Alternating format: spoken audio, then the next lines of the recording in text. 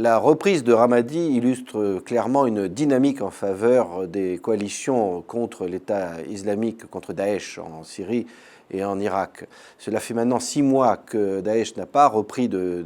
de nouvelles villes dans ces deux pays et il a subi une série de revers, notamment la perte de Sinjar il y a quelques semaines sur une autoroute stratégique entre Mossoul et Raqqa. Ramadi est clairement la place forte la plus importante qu'il a perdue depuis le début de son offensive foudroyante à l'été 2014 en Irak et en Syrie. Cette dynamique pourrait profiter à l'armée irakienne qui prétend pouvoir reprendre bientôt, dans quelques mois, Mossoul, l'une des deux capitales de l'État islamique, la deuxième ville d'Irak, forte de 400 000 habitants environ. Daesh subit aussi des revers en Syrie, puisque une coalition de Kurdes et de milices sunnites n'est plus qu'à 22 km de sa capitale, Raqqa, même si la chute de Raqqa n'est pas pour demain. Daesh avait une réputation de quasi-invincibilité depuis le début de son offensive, qui d'ailleurs servait sa propagande et ses efforts de recrutement auprès des candidats au djihad dans le monde entier. Mais on dirait que le destin de la bataille est en train de basculer,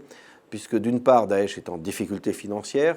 Le pétrole, qui fournit le tiers de ses revenus par du commerce de contrebande, lui rapporte beaucoup moins. Ses puits ont été détruits, sa flotte de camions-citernes bombardée, et puis le prix du pétrole a été divisé par 3 depuis 18 mois. L'armée irakienne a été mieux formée, alors qu'elle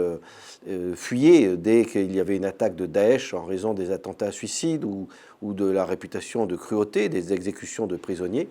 Elle a été mieux entraînée par l'armée américaine et les raids de l'aviation américaine, mais aussi française, intensifiés depuis les attentats de Paris le 13 novembre, ou britanniques, ainsi que les raids russes, même si ces derniers visent aussi d'autres groupes rebelles en Syrie,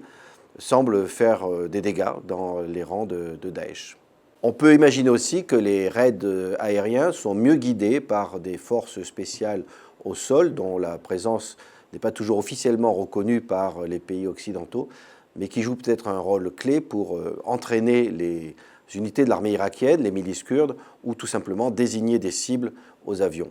On peut imaginer malheureusement que Daesh va essayer de contre-attaquer sur des théâtres extérieurs en organisant peut-être des attentats, puisqu'on constate que quand il est en difficulté sur un plan militaire, il cherche à compenser par des attaques loin de ses bases.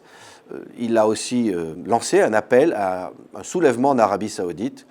ce qui est plutôt un signe de faiblesse, car ce soulèvement n'aura vraisemblablement pas lieu et montrera au contraire